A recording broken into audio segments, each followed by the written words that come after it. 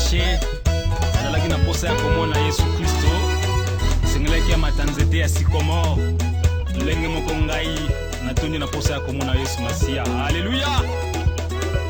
Posala ngai na mona yo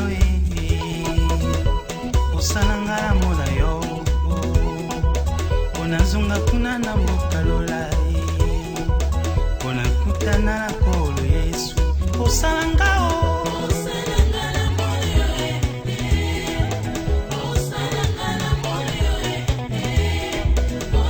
Cher ministre de Dieu, des assemblées des saints, chers disciples, chers fidèles, tous ceux qui confessent la sainte doctrine, l'évangile du salut, l'évangile de la grâce, l'évangile éternel. Je vous salue au nom de Jésus-Christ.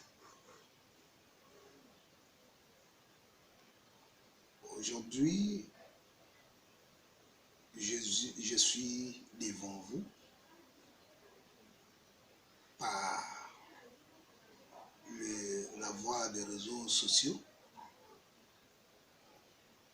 pour qu'ensemble nous puissions partager avec vous l'enseignement qui paraît comme un vent qui souffle aujourd'hui dans nos églises au sujet des Caïns, type d'Israël, où Caïn n'est pas type d'Israël, mais il est le fils de la perdition. J'ai suivi un apôtre à Paris. Lui, il a prêché en disant que Caïn ne peut pas être le type d'Israël. Donc pour lui, Caïn est le fils de la perdition. Et il y a certains qui se sont levés aussi à Kinshasa pour dire que Caïn ne peut pas être le fils, le type d'Israël. Pour eux aussi, Caïn est le fils de la perdition. Et comme ministre de la parole, qui a reçu mandat d'édifier le corps de Christ et de le perfectionner, je voudrais apporter un peu une lumière quant à ça. Et avant de commencer, moi, c'est votre frère, le docteur Fulgence Bolongo, de Liango. J'habite Mandaga. Mandaga, c'est l'une des provinces de la République démocratique du Congo. C'est là où se trouve mon église locale. Je suis dans le collège des ministres qui se trouve, qui travaille dans l'Assemblée des Saints, 6 sur Révolution numéro 1 bis. Et la référence, c'est l'église des protestantes Mochongo qui est à notre face. Moi, je confesse d'abord, je vous confirme que Caïn, selon les Écritures, est le type d'Israël, selon les textes que je vais vous donner. Et je vous en prie de me suivre attentivement. Je ne le dis pas pour soutenir quelqu'un d'autre, mais je soutiens la parole. Et si vous êtes enfant de Dieu, vous allez aussi vous soumettre devant les Écritures saintes. Parce que le Seigneur dit, l'Écriture ne peut pas être anéantie. Donc on ne peut pas anéantir l'Écriture. L'Écriture reste vivante. L'Écriture, c'est la puissance. Alors écoutez, parlerai dans ce sujet ici en 3 ou 4 parties. D'abord, pour ce moment, je vais vous confirmer que Caïn est le type d'Israël. Et en deuxième lieu, je vais parler du signe que Dieu avait mis dans Caïn. En troisième lieu, je parlerai de pourquoi Caïn est appelé du malin. Et là, je vais prendre l'écriture d'Égide, le verset 11, qui sera pour nous, verset 11 jusqu'au verset 23, qui sera pour nous le lieu de mettre le point de pile.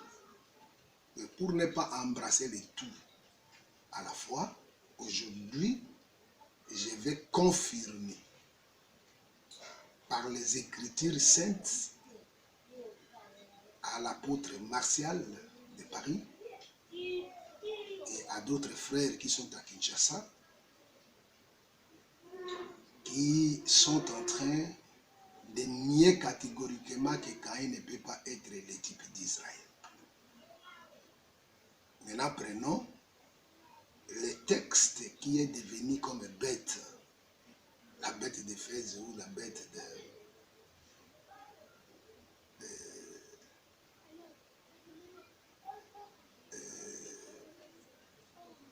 de Crète,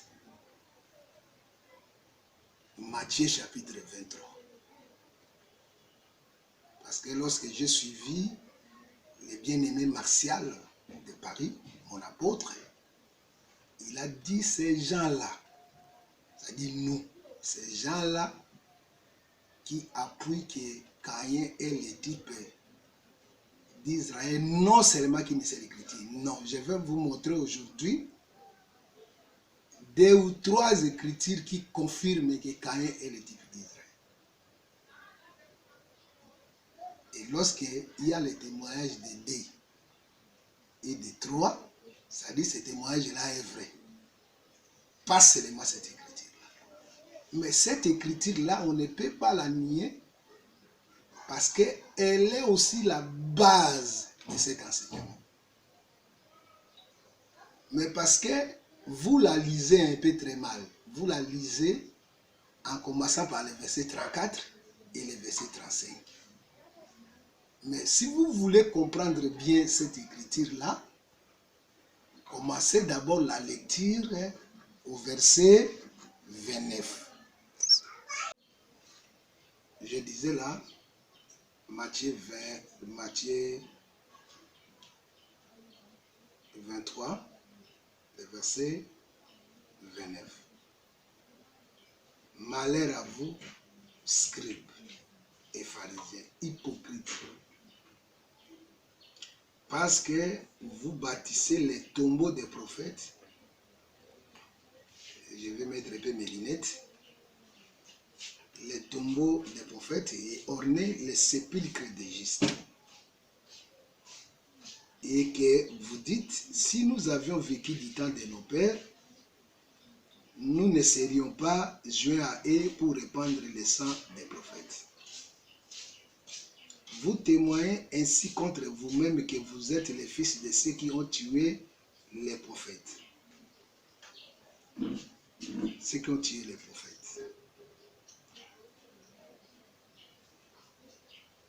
Je réponds là. Vous témoignez ainsi contre vous-même que vous êtes les fils de ceux qui ont tué les prophètes. Verset 32. Comblez donc la mesure de vos pères. Maintenant, je viens au verset 34. C'est pourquoi. Voici, je vous envoie les prophètes, des sages et des scribes. Vous tuerez et crucifierez les uns, vous battrez des verges les autres dans vos synagogues, et vous les persécuterez de ville en ville, afin que retombe sur vous tous les sangs innocents répandus sur la terre, depuis le sang d'Abel, jusqu'au sang de Zacharie, fils de Baraki, que vous avez tué entre le temple et l'autel. Maintenant, je demande à mes frères, à mon apôtre et aux frères de Kinshasa que vous êtes tous d'accord par cette écriture ici que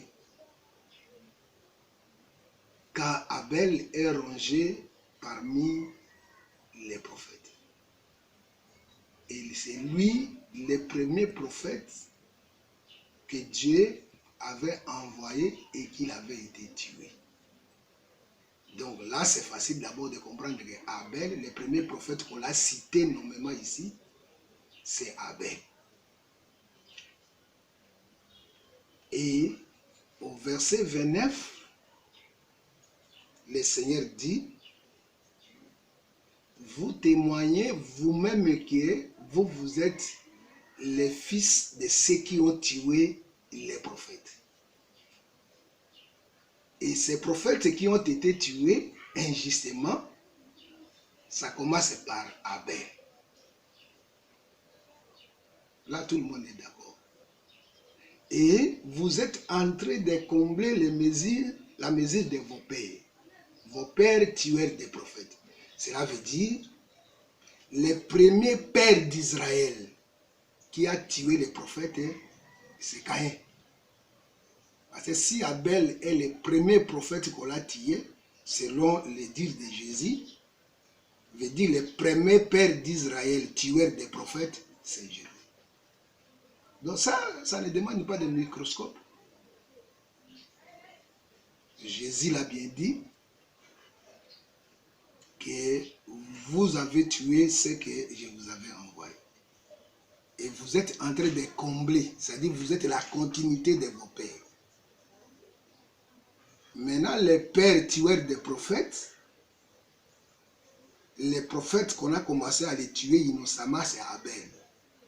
Je dis, les pères d'Israël, les tueurs des prophètes, le premier père d'Israël qui a tué les prophètes, c'est Caïn.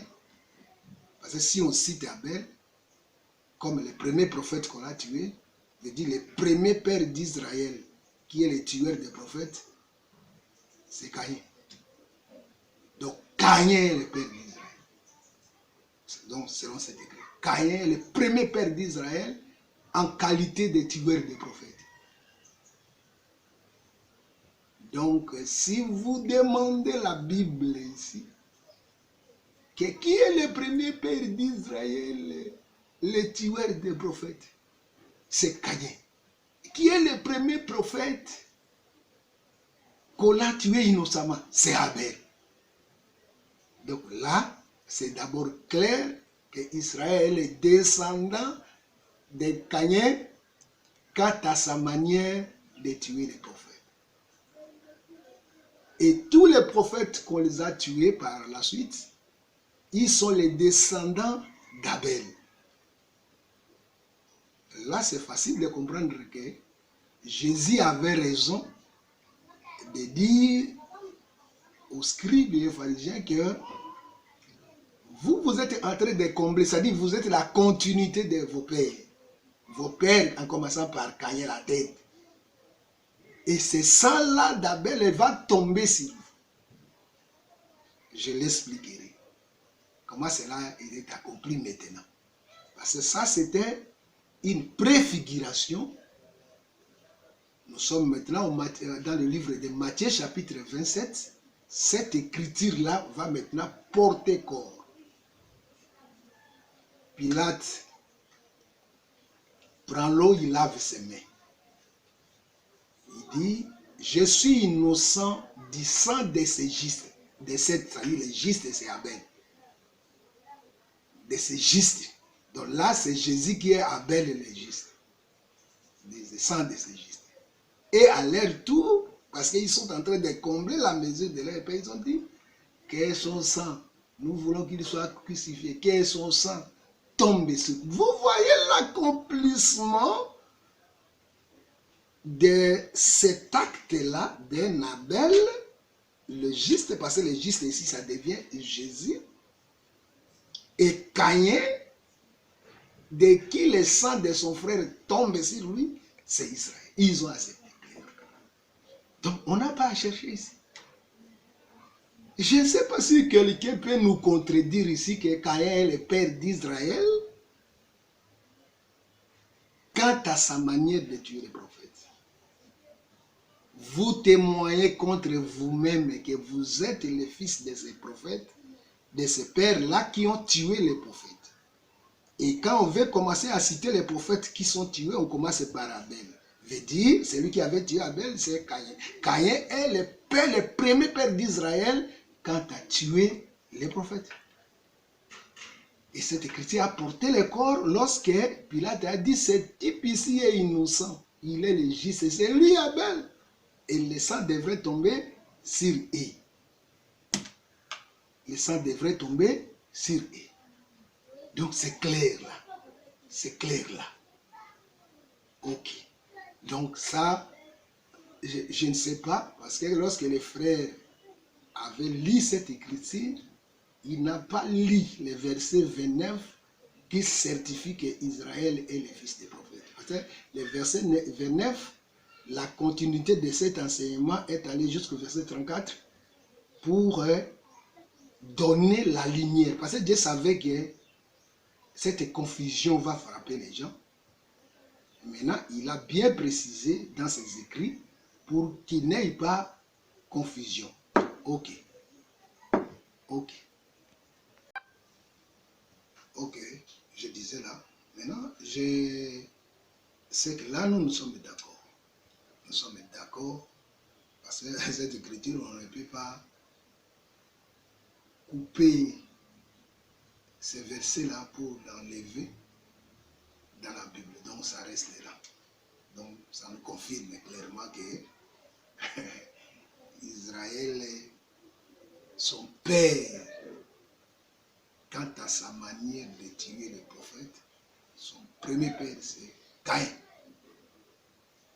Mais quant au salut, le père d'Israël, c'est Abraham, Isaac et Jacob. Mais quant à sa manière de tuer, c'est ça ce que Jésus leur avait dit, que si vous étiez enfant d'Abraham, bon, là, je ne vais pas entrer dans la folie. Je vais donner un peu des arguments qui soutiennent cette position. Ça, c'était la première écriture qui a témoigné, et l'accomplissement, c'est la deuxième écriture qui est Matthieu 27. Là, nous sommes d'accord. Maintenant, je reviens sur les événements, les actes prophétiques qui certifient que Caïn est le type d'Israël. Je suis au verset 8. Mes frères, je sais que dans la communauté des assemblées des saints, nous tous, nous confessons que Caïn est le fils biologique d'Adam et Ève, selon Genèse chapitre 4, le verset 1er. Donc je ne vais pas retourner là-bas. Je cherche là où il y a la maladie pour donner les médicaments, les bombes de Galade pour la guérison de mon peuple, comme l'a dit le Seigneur. Le verset 8 de Genèse chapitre 4, le verset 8. Cependant, Caïn adresse la parole à son frère Abel. Je lis la tradition parole vivante pour rendre trop clair la chose. Genèse 4, verset 8. Tradition parole vivante. Caïn dit à son frère Abel, sortons dehors dans les champs. Sortons dehors dans les champs. Caïn se jette ici son frère Abel et il le tue. Donc, par la version parole de vie ou soit parole vivante, nous voyons aussi cet acte ici qui est prophétique. Caïn a tué son frère, ce n'était pas dans la maison ou dans le pays. Caïn savait qu'il ne peut pas suyer la vie. Qu'est-ce qu'il devrait faire? Il a pris Abel, il l'a amené hors la ville. Donc c'est Caïn qui l'a pris, qui a dit à Abel que sortons. et Abel était sorti. Vous voyez comment aussi Israël, comme Caïn, pour tuer son frère, il a fait sortir hors la ville. Il l'a amené dans les lieux qu'on appelle Golgotha, le champ du potier, qui est devenu le champ du sang. Donc cet acte concorde comment Israël, pour qui tue le Seigneur, il a pris, il a fait sortir de la ville, en dehors de la ville pour les tuer. Donc là, nous voyons encore Caïn comme Israël. Ça, ce sont des types. Comme Israël. Donc c'est facile. Et dans la folie, on n'a pas vu comment Abel a réagi. Abel était déjà un garçon.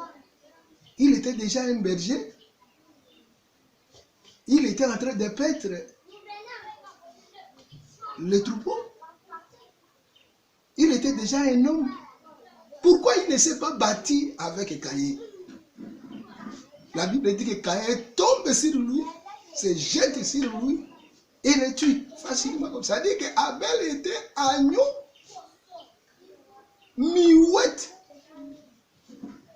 qu'on avait amené à la boucherie. Donc Abel, Caïn est le type d'Israël qui a amené Jésus comme une brebis muette qu'on l'a amené à la boucherie. Il était devenu faible alors que lorsqu'il donnait les offrandes, c'était un homme favorable que Dieu l'avait aimé. Il avait agréé son offrande. Vous ne voyez pas la peine que c'est lui, Jésus, qui disait que Père, je sais que tu m'exauces toujours. Le Père aime son Fils. Il a aimé tout ça. Mais quant à cette œuvre-là, Dieu se tue. Dieu n'a pas réagi. Parce qu'il était devenu faible. C'est lui la faiblesse. C'est lui la faiblesse. On devrait le tuer. Le tuer dans le but qui est cette naisse. Tu peux être typifié comme le Saint-Esprit ou soit comme l'Église. Naisse. Parce que ni t'étais la mort d'Abel, cette ne pouvait pas venir. Donc, c'est la mort d'Abel qui a fait que cette naisse, exemple typique, un petit exemple. On prend Isaac, on l'amène sur la montagne. Avant que Isaac monte sur la montagne, on n'a pas parlé de la femme d'Isaac. On ne pouvait pas annoncer la naissance de la femme d'Isaac. Maintenant, la Bible dit, après le sacrifice d'Isaac, on annonce, c'est-à-dire, on annonce la naissance de Rebecca à Abraham. C'est-à-dire, le message, la bouche est ouverte pour parler de la naissance de Rebecca qu'après le sacrifice. Donc, ni t'étais le sacrifice d'Isaac, Rebecca ne pouvait pas être née. Ah, ni t'étais le sacrifice d'Abel, ceci ne pouvait pas être née. Donc, prophétiquement, nous voyons cet acte prophétique qui s'accomplit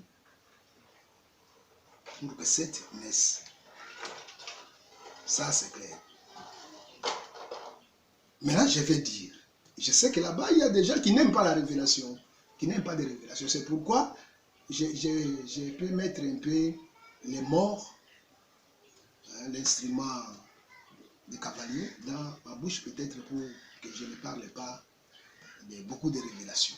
Je vais répondre à mon frère de Paris là, qu'il y a là beaucoup d'écritures qui parlent de Caïn et Abel. Même dans Genèse, si vous ne voyez pas que Caïn sera sauvé, mais comme Dieu peut parler d'une chose, il se limite ici, mais il enchaîne la continuité dans une autre écriture nous allons voir encore la répétition de cet enseignement de Caïn en Éden. Je vais souligner, il y a les jardins en Éden et il y a Éden. Les jardins. Adam était chassé du jardin qui était en Éden. Mais Éden, dans son ensemble, était l'étendue dans son ensemble. C'est pourquoi je parle déjà de l'Éden. Mais pour qu'il n'y ait pas de discussion au commencement. Je parle au commencement. Parce que là, c'est le commencement là-bas. Si vous ne voyez pas que Caïn sera sauvé au commencement, mais continuez. Cherchez d'autres témoins qui peuvent témoigner que Caïn sera sauvé. Caïn, comme le type d'Israël, sera sauvé. Continuez de chercher. Dieu a répété le même événement chronologiquement de tout ce qui était passé dans les jardins, ce qui était passé au commencement. Il a répété cela, mais il n'a pas répété comme les théologiens qui cherchent, parce que c'est ceux qui tuent, c'était de nos frères, ils sont dans l'assemblée de ces, mais en quelque sorte comme des théologiens, ils cherchent là où on a écrit Caïn, Abel. Et non, ne cherchez pas comme ça. Dieu peut prendre un autre nom, mais il se sert comme étant Abel. Il prend un autre nom, il se sert comme Caïn. Le deuxième témoignage va nous répéter, nous ramener ce qui était passé en Éden. Lisons le texte. Où est-ce que Dieu avait répété intégralement ce qui était passé en Éden? C'est dans 2 Samuel. 2 Samuel chapitre 14, le verset 6. Ici, nous voyons les 2 fils du roi. Absalom est le fils du roi. Amnon est le fils du roi. Les 2 sont les fils du roi. Et maintenant, Amnon tue son frère. Et non, Absalom tue son frère Amnon.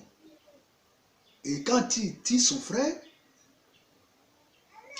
il fuit à Géshur. Et il se cache là-bas. Les temps sont passés. Maintenant, Joab prend la parole, il met dans la bouche de la femme de Tekoa pour aller dire à David. Écoutez ce que cette femme elle a dit. C'est la répétition de Caïn et Abel. Elle dit ceci. 2 Samuel chapitre 14, verset 6. Ta servante avait 2 fils. Ils se sont tous déquerellés dans les champs. C'est-à-dire, nous voyons Abel et Caïn dans les champs.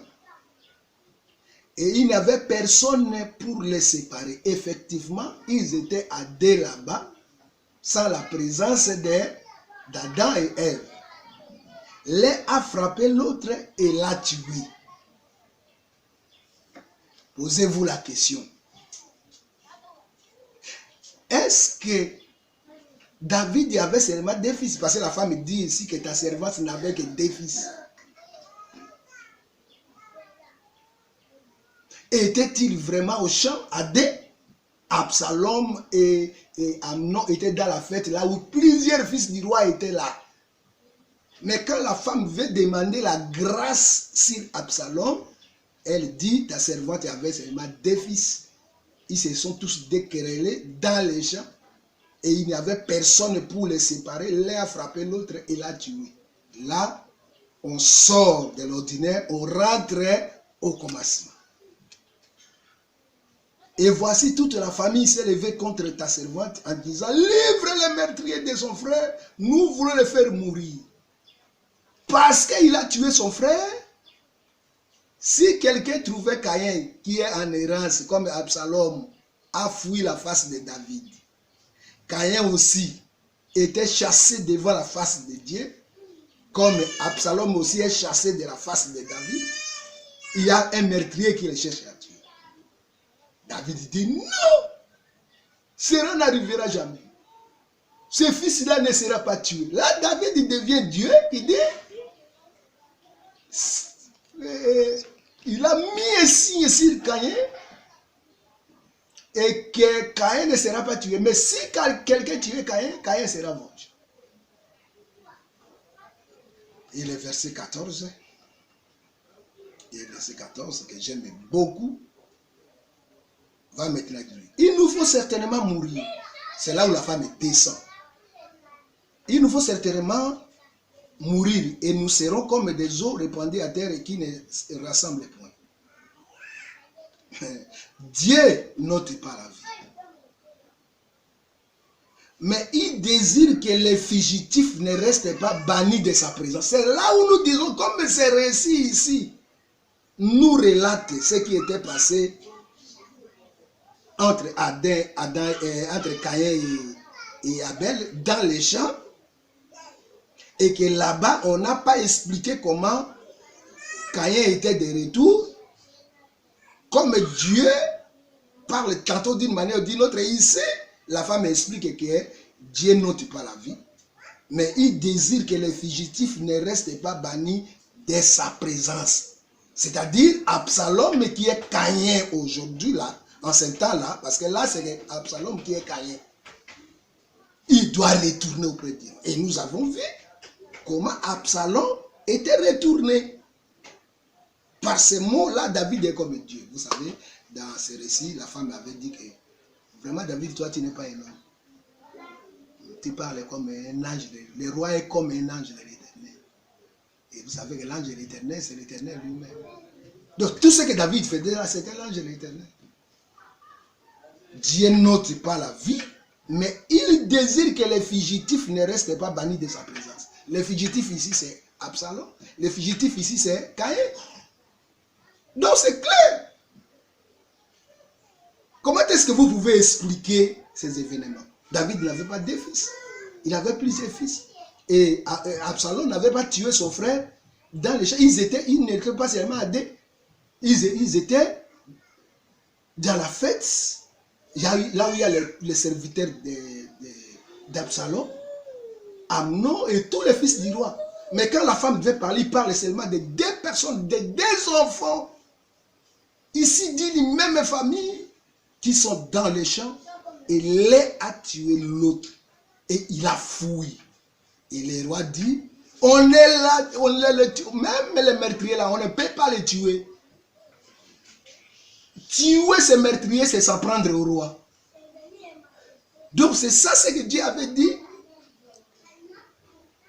à propos de Caïn, que quelqu'un ne peut pas tuer Caïn. J'ai mis mon signe afin d'empêcher aux gens de tuer Caïn malgré qu'il est le meurtrier. Et Absalom devrait retourner. Voilà l'écriture qui complète ce que Genèse n'avait pas dit. Vous voyez? Donc ici, clairement, il y a encore un troisième témoignage que l'apôtre Martial n'avait pas vu. Je le dis par amour, que l'apôtre Martial n'avait pas vu. Et mon petit conseil à tous mes frères, que ce soit ceux de Kinshasa ou ceux de l'Europe, il ne faut pas réfuter un enseignement parce que vous haïssez quelqu'un. Non. Ne haïssez pas, ne réfutez pas l'enseignement parce que vous haïssez quelqu'un parce qu'il est devenu célèbre et tout ça. Vous savez, hein, frère, à ce qui est de la considération, tous les ministres ne sont pas considérés de la même façon. Même à l'église de Jérusalem, il y avait les plus considérés. Il y avait les plus considérés. Les plus considérés étaient là. Les plus considérés étaient là. Il y avait des colonnes qui étaient vues comme les plus considérés. C'est de même aussi aujourd'hui, même si nous travaillons, il y en a d'autres qui sont les plus considérés. Et si quand Dieu élève quelqu'un, il faut l'accepter. Il faut l'accepter. Vous savez cette jalousie-là, C'est aussi le livre de Caïn. Moi, je ne pose pas l'enseignement pour chercher à dénigrer quelqu'un. Un ministre de Dieu pose un enseignement parce que lorsque les frères disent que cette fausseté a duré longtemps, mais ce n'est pas la fausseté, parce qu'en démontrant ici, c'est vous qui êtes dans l'erreur peut-être. Vous devez vous ressaisir. Parce que par ces écritures que j'ai démontrées ici, que Dieu a répété. Et d'ailleurs, vous le dites dans vos prédications, Dieu ne ramène que les passés. Ce qui existe, c'est ce qui a été. Et c'est ce qui sera. Mais au temps d'Absalom, Dieu a ramené le passé. Ou du commencement, il a ramené là-bas. Donc, Caïn est le type d'Israël. Par Matthieu, Caïn est le type d'Israël. Par Genèse chapitre 4, verset 8, Caïn est le type d'Israël. Par 2 Samuel 14, le verset 6, nous voyons Caïn dans Absalom et le type d'Israël. Il est le fils du roi. C'est-à-dire, le sang royal coule dans ses veines. C'est ça même la marque. C'est ça même la marque. Parce qu'il était le fils du roi. C'est le fils du roi. Joab voyait dans Absalom le fils du roi. Il ne l'avait pas vu comme un simple homme. Il le voyait comme le fils du roi, malgré qu'il est maîtrier. Mais c'est le fils du roi. Vous voyez Caïn. Là, on a vu Caïn. Mais ici, on ne cite pas le nom de Caïn dans 2 Samuel là. Mais le récit que la femme donne là, c'est Caïn et Abel. C'est pourquoi je vais vous conseiller, je conseille à tous mes frères bien-aimés dans le Seigneur, que acceptons la grâce que le Seigneur nous a faite, nous, les assemblées d'ici. Inutile de chercher des polémiques dans des choses inutiles. Lorsque vous ne comprenez pas encore la chose, essayez de contacter d'autres personnes qui vont vous donner la lumière. Il y a l'œil apostolique, il y a l'œil doctoral, il y a l'œil pastoral, il y a l'œil prophétique, il y a l'œil évangélique. Que nous croyons que Dieu travaille dans la diversité. Dans la diversité. Donc ici, par ces écritures ici, pour ne pas aller trop loin, par ces écritures ici, témoignent prophétiquement que Caïn est le type d'Israël. On ne peut pas refuser cela. Caïn est le type d'Israël. Dans cette marche, je vais vous parler, parce que j'ai dit que ce qui va se suivre, c'est maintenant les signes qu'on a mis dans Caïn. Et troisièmement, je vais parler de Caïn qui est celui du malin. Est-il le fils de la perdition? Et il y a une écriture qui certifie que Caïn est le fils de la perdition. En passant, les frères a posé la question. Ce frère que je l'ai suivi a posé la question. Il a dit, mais il faut ranger Caïn du rang de Judas. Parce que Judas aussi avait tué Jésus. Non, le sort de Judas est bien déterminé que celui de Caïn. De Judas est bien dit qu'il est le diable, il est le diable, le démon. Jésus l'a appelé le démon. Jésus a dit que c'est lui le fils de la perdition. Cette écriture, on l'a vu que dans Judas et dans l'Antéchrist.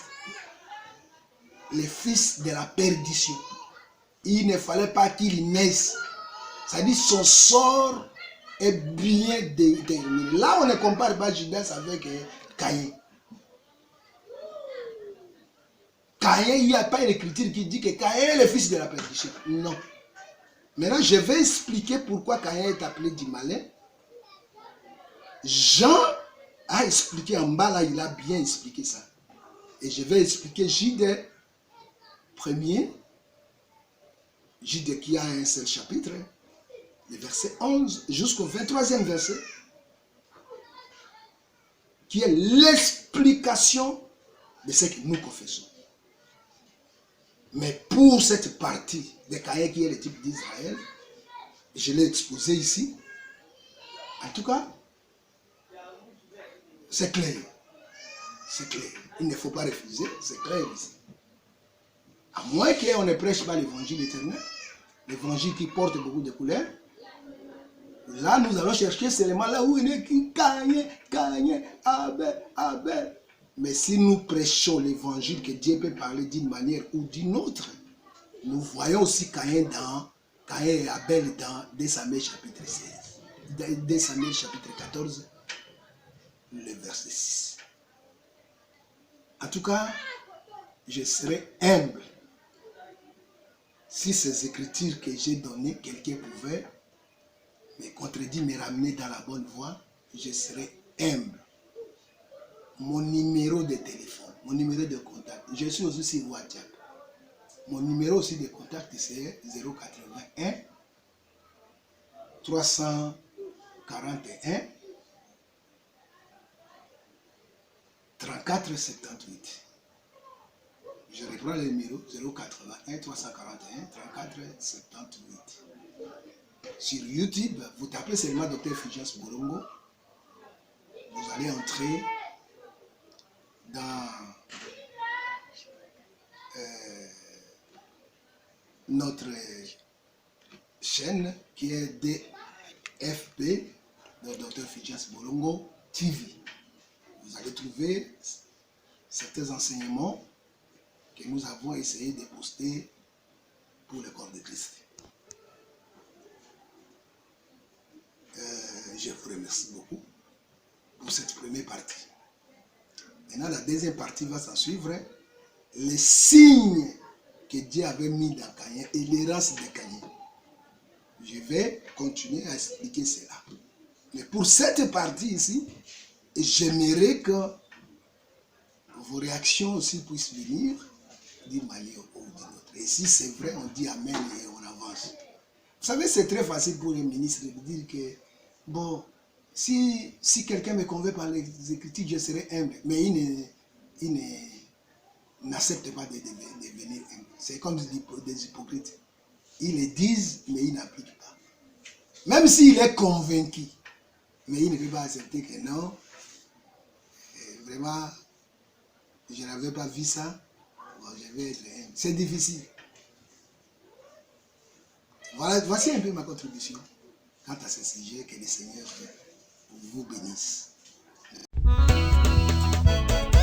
Lokola Zaché, azalaki na posa ya komona Yesu Kristo, sengelaki ya matanzete ya sycomore, lenge moko ngai natondi na posa ya komona Yesu Masia. Alléluia. Posa na ngai namona yo, posa na ngai namona yo, onazonga kuna na mokalola, onakutana na kolo Yesu. Posa na ngai